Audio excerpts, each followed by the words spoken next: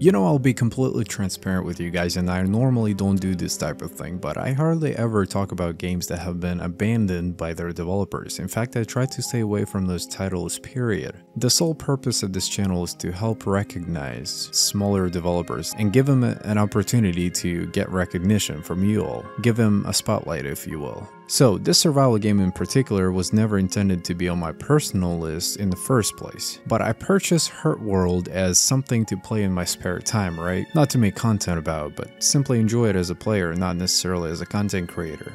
Keep in mind, the game is completely abandoned. I mean, this title is a pure definition of abandonment. 3 years, just a complete silence. No updates, the servers are absolutely minimal. We're talking about seeing 50 players on a 100 slot server, and that would be on a good day.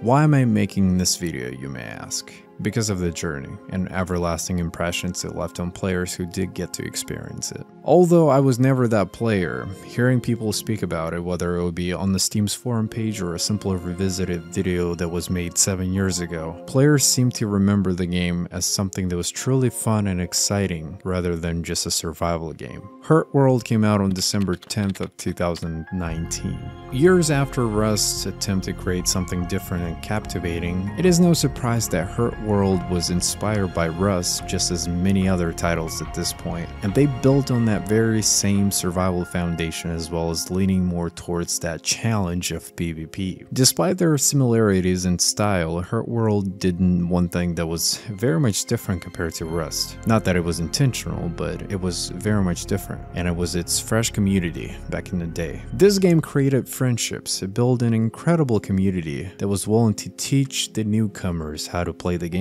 People who had no experience with Hurt World actually were taught how to play the game and got to experience how the mechanics and the physics of the game actually worked, without being punished for it, if you will. Something that was very much missing in Rust. Players in Hurt World were less likely to eliminate you from the start, whereas in Rust they pretty much shoot and chase everything that moves. The player's overall experience was significantly more forgiving, and overall interaction with other players was a lot more meaningful. In fact, all you have to do is go down to the Steam's review section of Hurt World and you'll feel every individual's emotion poured into that comment section, as well as the frustration of the game no longer being supported, of course. What is Hurt World? Hurt World was designed to be a survival game mixed with fast-paced looter shooter, where survival becomes your second nature and PvP becomes your first priority.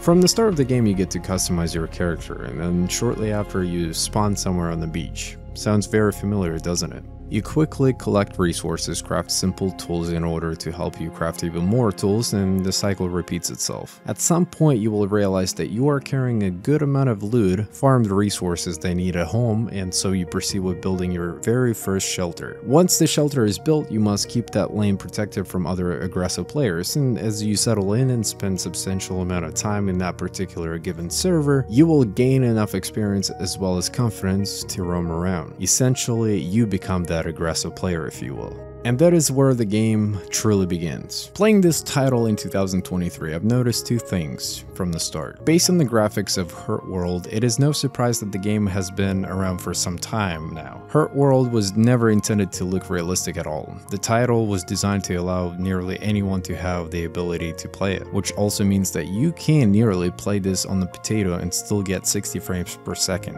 UI is fairly outdated as well. As you roam around, some textures render and appear to be more polished than others. Now, technically speaking, the game was not abandoned as unfinished project. As a matter of fact, Hurt World successfully reached 1.0 and was supported for a little while after that, at least as far as releasing small patches here and there, but nothing major though. Nonetheless, as Hurt World reached the end of its roadmap, there was nothing planned for the future, because there was no future.